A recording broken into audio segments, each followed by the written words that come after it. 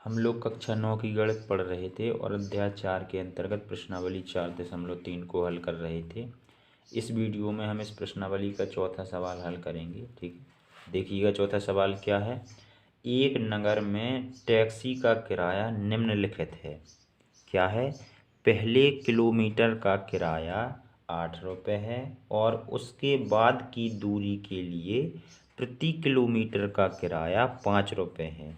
यदि तय की गई दूरी x किलोमीटर हो और कुल किराया y रुपये हो तो इसका एक रैखिक समीकरण लिखिए और उसका आलेख खींचिए। ठीक है, हमें क्या करना है?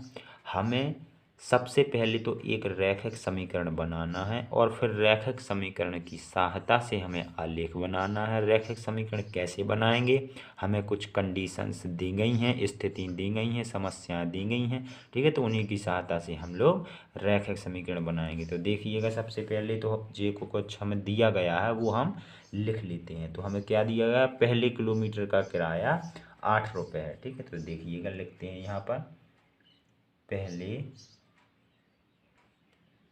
किलोमीटर का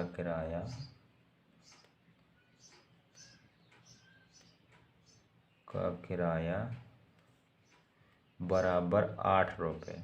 ठीक है, चलिएगा अब आगे क्या है। उसके बाद की दूरी के लिए प्रति किलोमीटर का किराया 5 रुपये है। यानी कि पहले किलोमीटर यदि हम चलेंगे टैक्सी पर तो पहले किलोमीटर के लिए हमें 8 रुपये देने होंगे और फिर जो भी पहले किलोमीटर के बाद फिर जितनी भी दूरी चलेंगे उसके लिए हमें 5 रुपये देने होंगे हर किलोमीटर के लिए। ठीक है, तो चलिएगा देखिएगा। तो अब हम यहाँ पर क्या लिखेंगे? अतिरिक्त यानी कि जो 1 किलोमीटर के अलावा दूरी चली जाएगी। 1 किलोमीटर का तो क्योंकि 8 रुपये निश्चित है। अब अतिरिक्त प्रति किलोमीटर का किराया, प्रति किलोमीटर का किराया बराबर 5 रुपये। चलिएगा और फिर आगे क्या है। यदि तय की गई दूरी x किलोमीटर हो और कुल किराया y रुपये हो तो कुल किराया कितना है लिख लेते हैं। कुल किराया है हमारा y रुपये। ठीक है ना, y रुपये। चलिएगा और कुल दूरी कितनी है? तय की गई दूरी x किलोमीटर। ठीक है ना, लिखते हैं कुल दूरी जो हमने टैक्सी से तय करी है वो कितनी करी है? x kilometre. देखिएगा अब हम इन सब स्थितियों का उपयोग करते हुए एक रैखिक समीकरण बनाएंगे। ठीक है, चलिए देखिएगा।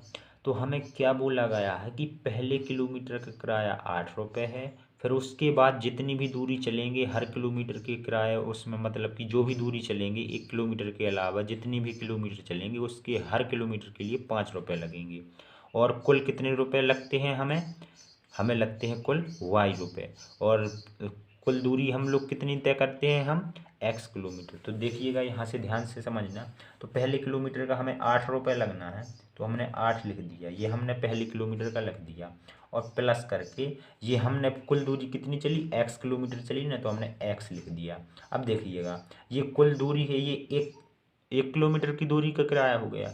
ये कुल दूरी है तो हम 1 किलोमीटर की दूरी का किराया पहले लिख चुके हैं तो इसमें से 1 माइनस कर देंगे क्योंकि ये तो कुल है ना। 1 हम लिख चुके हैं तो हम 1 माइनस करेंगे। ठीक है, तो अब ये 1 किलोमीटर कम हो गई दूरी क्योंकि हमने 1 किलोमीटर का किराया 8 रुपये जोड़ दिया। ठीक है ना, अब देखिएगा अब ये 1 किलोमीटर के अतिरिक्त दूरी है क्योंकि 1 किलोमीटर ये है। अब इसके अलावा जो भी दूरी बची ये है तो अतिरिक्त किलोमीटर का किराया कितना लगता है? 5 रुपये। तो हम इसमें 5 से गुणा कर देंगे इस प्रकार से। अब कुल किराया कितना हो जाता है? y रुपये। ठीक है, कुल किराया कितना हो जाता है? y हो जाता है।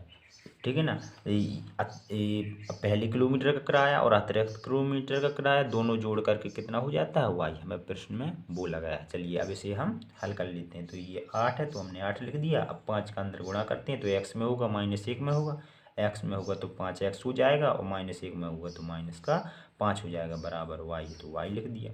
अब 5x है तो हमने 5x को 5x लिख दिया, 8 में से 5 को हम घटा देंगे तो हमारा 3 बचेगा, और ये हमारा बराबर की उस तरफ y है। अब हम 5x, और अब यहाँ पर देखिए इस प्रकार से देखिएगा, इसे हम पलट के लिख देते हैं, y को इस तरफ और इस पूरी संख्या को उस तरफ कर देते हैं, तो y बराबर हमारा हो जाएगा 5x प्लस का 3, ठीक है ना। ये बन चुका है हमारा रैखिक समीकरण, ठीक है। रैखिक समीकरण तो आपको पता ही होगा कि अचर राशि के ऊपर घात यदि ना दिखाई जाए, ठीक है, होती तो एक है लेकिन एक को दिखाया नहीं जाता है, ठीक है ना। तो इस प्रकार से, ठीक है, ये हमारी चर राशि है, यदि चर राशि की घात 1 होती है तो वो हमारा रैखिक समीकरण बन जाता है। चलिएगा, अब हमें ये रैखिक समीकरण मिल गया जो हमें प्रश्न में बोला था, ये एक आंसर तो अपना यहाँ आ जाता है रैखिक समीकरण पर। अब हमें दूसरा क्या करना है, दूसरा हमें इस रैखिक समीकरण को आलेख बनाना है, इस रैखिक समीकरण का यानी कि ग्राफ बनाना है। तो ग्राफ बनाने के लिए हम इससे हम हल निकालेंगे इसका, ठीक है ना। 2 हल निकालेंगे, 2 हल का मतलब है x के 2 मान निकालेंगे और y के 2 मान निकालेंगे। वो मान कैसे निकालते हैं मैंने आपको पिछली वीडियो में बता चुका हूँ, ठीक है ना। तो देखिएगा यहाँ पर हम x का मान सबसे पहले तो कुछ ले लेते हैं, हम 0 ले लेते हैं, ठीक है, कुछ भी ले सकते हैं 0 रखने पर। तो 0 रखेंगे यहाँ पर तो y का हमें कितना मिलेगा, देखिएगा यहाँ पर मैं हल कर देता हूँ। तो अब हमारा समीकरण है y बराबर 5x प्लस 3, वो 5x का मान हमने 0 लिया, 3 हमने ज्यों का त्यों लिख दिया। ये तो पूरा 0 हो जाएगा क्योंकि 0 का बड़ा होगा, बचेगा कितना 3। तो हमारा जो हल निकलेगा समीकरण का, या फिर कह लो बिंदु निकलेगा, वो क्या निकलेगा 0,3। x का मान 0 रखने पर y का कितना मिला 3, ठीक है भाई। अब x का मान कुछ और ले लेते हैं, क्योंकि हमें 2 हल तो कम से कम निकालने ही पड़ते हैं, ठीक है, जब भी हम आलेख बना पाते हैं, और फिर आप 2 के अलावा कितने भी हल निकाल सकते हैं। तो हम अब 1 रख रहे हैं, x बराबर 1 रखने पर, ठीक है। चलिएगा, हमारे समीकरण में उसी समीकरण में रखेंगे, तो समीकरण है 5x की जगह पे 1 प्लस 3, और y बराबर कितना हो जाएगा 5 और 3 8 हो जाएगा, तो y बराबर 8। दूसरा हल कितना निकला 1,8। चलिएगा, अब इसका आलेख बना लेते हैं। तो देखिएगा, हम आलेख बनाने के लिए सबसे पहले तो एक x अक्ष बनाते हैं और एक y अक्ष, ये y अक्ष हो गया, ये x अक्ष हो जाता है, ठीक है। इस प्रकार से ये हम बना लेते हैं, और यहाँ पर x डैश लिख देते हैं, y डैश लिख देते हैं। ये हमारा मूल बिंदु होता है, इसे o से दर्शाते हैं। अब देखिएगा, हम लोग देखेंगे कि x का मान ज़्यादा से ज़्यादा कितना है, तो हमने x का मान ज़्यादा से ज़्यादा 1 लिया है ना, ठीक है। तो हम यहाँ पर 1 लगा देंगे, 1, और फिर कुछ संख्या और भी लगा देंगे, लेकिन 1 तो हमें 1 तक तो लिखना ही होगा, ठीक है ना। 1 2 और 3 4, जो भी हमारी बड़ी संख्या होती है, जैसे x की हमने बड़ी से बड़ी 1 है तो हमने 1 से ज़्यादा ही दिखाना है। यहाँ पर संख्याएं x अक्ष पर 1 से कम नहीं होनी चाहिए, ठीक है ना। यदि आप 3 तक दिखाते तो आपको 3 तक दिखाना पड़ती, यदि x का मान 3 तक होता है, ठीक है ना। तो कम नहीं दिखाना है, ज़्यादा चाहे दिखा दें। तो यहाँ पर हम माइनस वाली संख्या चल लेते हैं, -1 -2 -3, ठीक है, 3 ही तक सही है। अब देखिएगा, अब y अक्ष का नंबर आता है, तो y अक्ष पर देखेंगे संख्या कितनी है, संख्या हमारी y अक्ष पर बड़ी से बड़ी 8 है, तो हम ऊपर 8 चलेंगे, ठीक है। यहाँ पर हम 2 का गैप ले लेते हैं, क्योंकि यहाँ पर काफ़ी संख्याएं 8 में हो जाएंगी, तो यहाँ पर 2 का गैप ले लेते हैं, 2 4 6 और 8, नीचे माइनस वाली चल देते हैं, -2 और -4 -6 -8। चलिएगा, अब इसे ग्राफ पर दिखाते हैं। तो पहला बिंदु हमें क्या मिला था हमें 0,3, तो 0 यहाँ पर मिलेगा, 0 और 3 हमें x अक्ष पर देखते हैं, तो ये तो 2 है, इसी के आगे होगा, ये आगे और आगे 4 है, तो यहीं होगा बीच का बीच, ठीक है। तो ये क्या हो जाएगा, ये हो जाएगा हमारा 0,3।